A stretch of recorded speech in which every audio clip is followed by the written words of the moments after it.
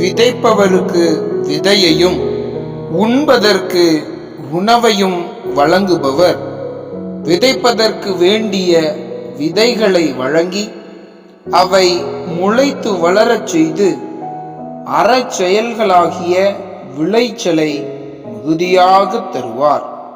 தூய பவுல் கொரிந்தியருக்கு எழுதிய 2வது திருமுகம் 9வது அதிகாரம் 10வது இறைத்திருவசனம்.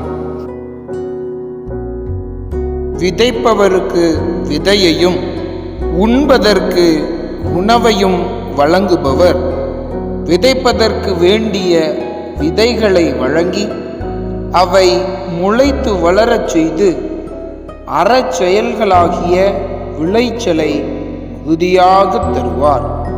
தூய பவுல் கொரிந்தியருக்கு எழுதிய 2வது திருமுகம் 9வது அதிகாரம் 10வது இறைத்திருவசனம்.